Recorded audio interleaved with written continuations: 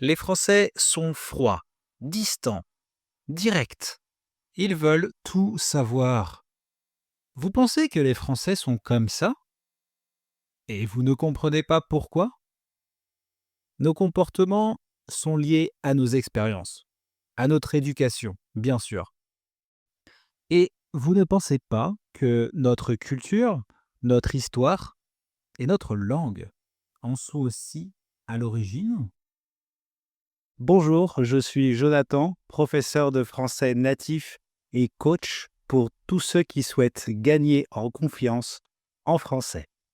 Dans mon podcast, toutes les semaines, vous allez améliorer votre compréhension du français, mais aussi à débloquer votre apprentissage et enfin à mieux comprendre les codes culturels français. Sachez que vous pouvez accéder à la transcription gratuite et aux flashcards sur mon site web www.tavieenfrançais.com. Et si vous avez un moment, vous avez aussi la possibilité d'évaluer ce podcast avec une étoile et un commentaire. Vous avez remarqué que les Français, parfois, ont des comportements ou des attitudes différents des personnes de votre pays?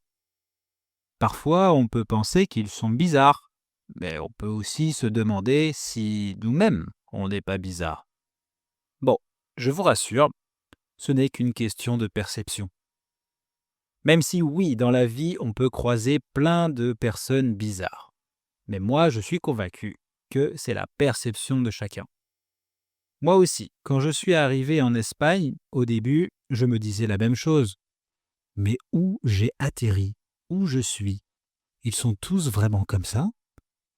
Et puis plus tard, je me posais d'autres questions, du type: mais c'est peut-être moi qui est bizarre. Est-ce que j'ai ma place ici? Et 10 ans après, je suis toujours en Espagne, et plutôt heureux de mon choix. Ce que je veux dire, c'est que peu importe où vous mettez les pieds, vous passerez par là. Mais vous allez me dire: mais Jonathan, les Français, ils sont quand même un peu particuliers, non? Eh bien, si vous me posez la question, c'est peut-être que vous vous êtes déjà confronté à la culture, aux coutumes, aux habitudes des Français. Moi aussi, j'utilisais le même terme, particulier, pour parler des personnes espagnoles.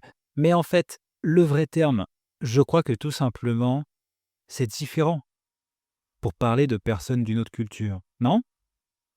Les comportements des Français peuvent être perçus de manière différente en raison de leur histoire, de leurs valeurs, mais aussi de la langue française elle-même. Et justement, voyons comment la langue et la culture française influencent de manière profonde les comportements. Alors bien sûr, ce n'est pas le cas pour tous les Français.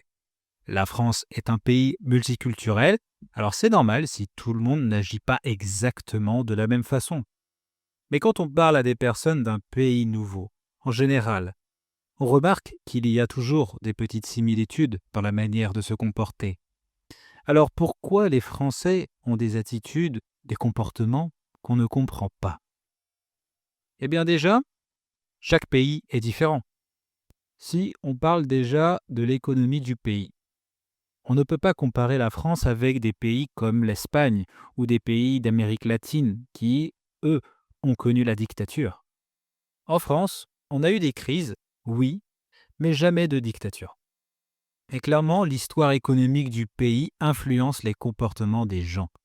En général, les pays qui ont subi une dictature peuvent montrer de la retenue dans l'expression de leurs opinions, même après la fin du régime de peur de représailles ou tout simplement par habitude.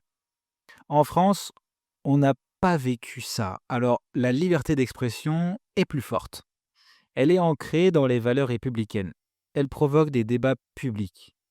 On peut le dire parfois même avec excès. La langue française a une structure qui valorise la logique, l'argumentation, la rationalité.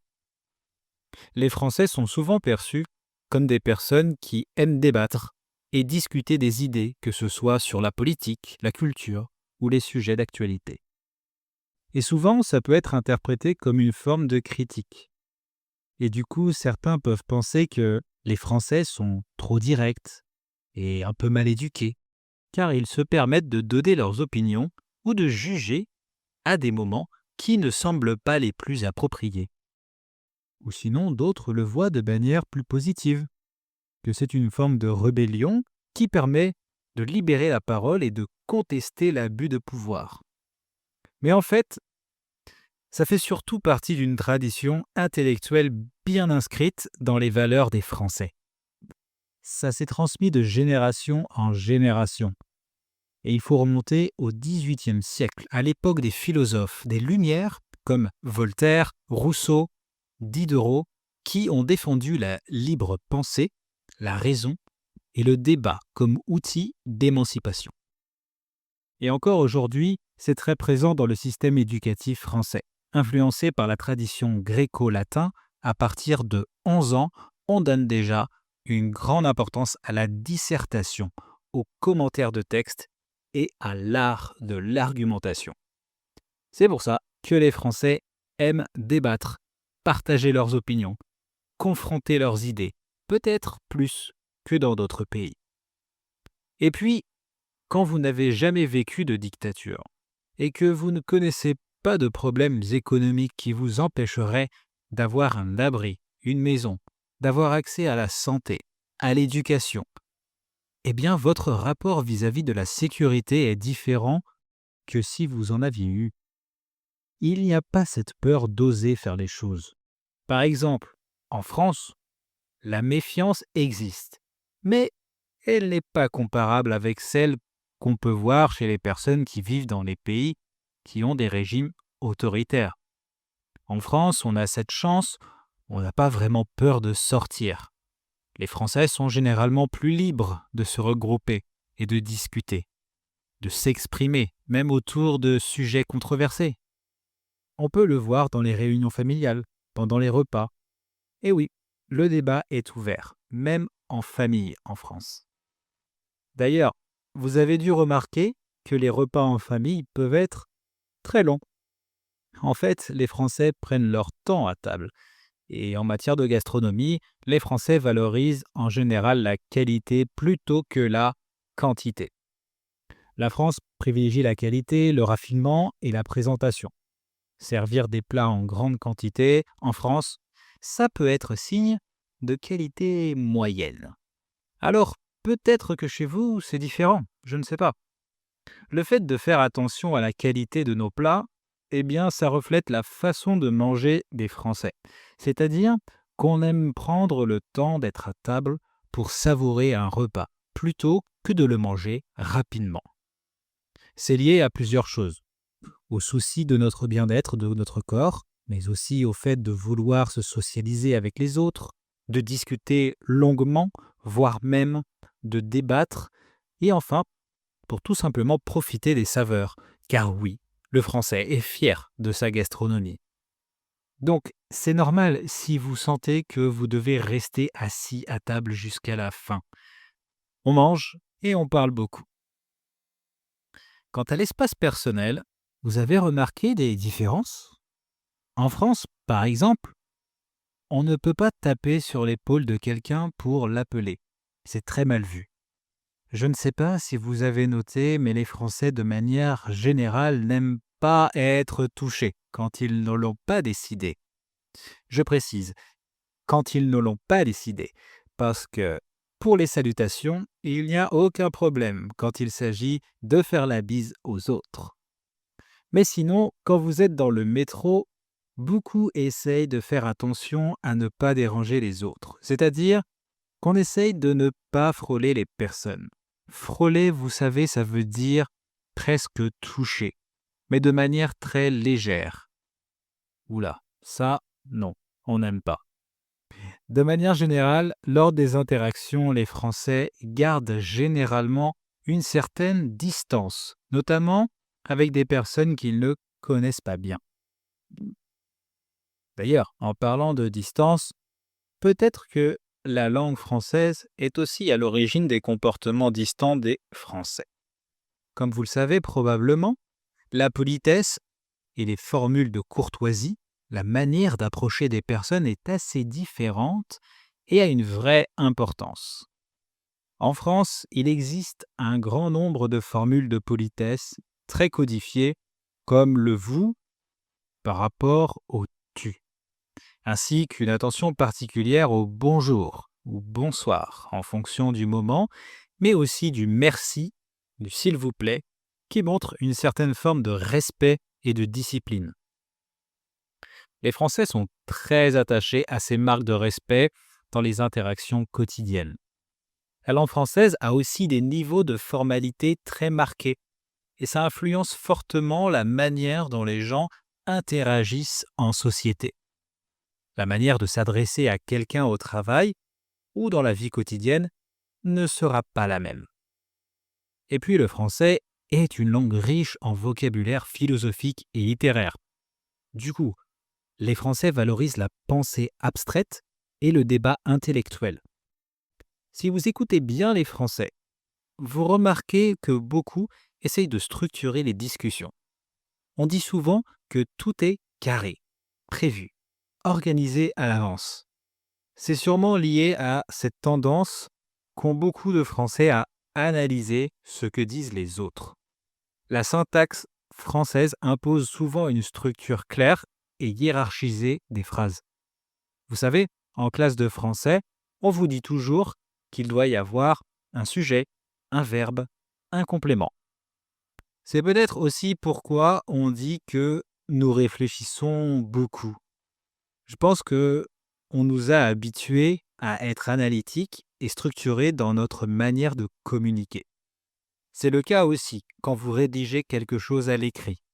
Un élève français apprendra à organiser ses idées en introduction, développement et conclusion. Une méthode qui amène à structurer ses arguments. Et cette structure, cette discipline que nous impose la langue française, nous encourage à analyser et à chercher tous les petits détails. On dit souvent que les Français veulent tout savoir, mais ce n'est pas nécessairement par mauvaise curiosité, mais c'est tout simplement pour bien la situer dans le temps, pour s'assurer qu'on a bien compris. En fait, la langue française met un fort accent sur le temps et les nuances temporelles. Imparfait, passé composé, plus que parfait, etc., etc. Du coup, on a une attention particulière à l'histoire qu'on nous raconte et au contexte. Et la richesse verbale, pour ne pas dire la complexité verbale, incite souvent les francophones à situer les événements dans une chronologie précise. Du coup, ça nous invite à poser pas mal de questions. Et puis, on parle beaucoup de la rigidité des Français. Alors, cette perception pourrait en partie être attribuée à la langue française. Vous le savez, la langue française est extrêmement normée, avec des règles complexes sur l'accord des participes passés, les conjugaisons, les accords de genre et de nombre. Bon, par exemple, dire « les livres que j'ai lus » au lieu de « les livres que j'ai lus ». Donc, vous verrez dans la transcription la différence. Il y a un S en plus qui n'est pas prononcé. Et oui. Et ça, c'est perçu comme une faute importante à l'écrit, même si, à l'oral, les deux phrases se prononcent de la même manière. Dans les lettres très formelles aussi, il y a cette phrase qui paraît interminable mais indispensable à la fin. Veuillez agréer, monsieur, madame, l'expression de mes salutations distinguées. Personne ne va le dire à l'oral, je vous rassure. La langue française est aussi marquée par un rapport particulier au temps. Les Français peuvent être perçus comme moins rigides en termes de ponctualité. Bon, en tout cas pour les personnes qui viennent des pays comme l'Allemagne, le Royaume-Uni et les États-Unis. En fait, ça vient aussi de la manière dont le temps est conceptualisé dans la langue. En français, il existe des expressions qui montrent une certaine flexibilité, comme « c'est pas grave »,« ça va, pas de problème ». Mais au contraire, on a aussi des expressions qui peuvent montrer une petite rigidité concernant les horaires. On a par exemple l'expression bon, l'heure, c'est l'heure, hein, pour dire que la ponctualité montre le respect. Et puis, il y a le quart d'heure de politesse aussi. Alors, cette idée culturelle, bien ancrée en France, consiste à arriver volontairement avec 10 ou 15 minutes de retard pour ne pas sembler pressé ou impoli, notamment lors d'une invitation à dîner, par exemple. Attention, n'appliquez ce quart d'heure que pour les rendez-vous formels. Voilà, on arrive à la fin de cet épisode. J'espère que ça vous a intéressé. Encore une fois, n'hésitez pas à profiter de la transcription gratuite quand vous écoutez et aussi des flashcards pour améliorer votre vocabulaire. Dites-moi en commentaire ce que vous pensez des Français et si vous arrivez à comprendre certains de leurs comportements. Et si vous voulez pratiquer un peu de français, pratiquer votre prononciation ou juste renforcer votre grammaire en français, n'hésitez pas, vous pouvez essayer l'expérience avec moi. Je vous rappelle que vous avez le droit à un appel gratuit avec moi pour parler de ce dont vous avez besoin et de vos objectifs. Rappelez-vous, je personnalise mes cours en fonction de ce qui est nécessaire pour vous. Pour ça, vous avez juste à cliquer sur le lien dans la bio. Je vous remercie sincèrement de m'avoir écouté jusqu'à la fin de cet épisode. Et comme d'habitude, n'oubliez pas, votre regard sur les autres peut changer à tout moment. À la semaine prochaine les amis. Ciao.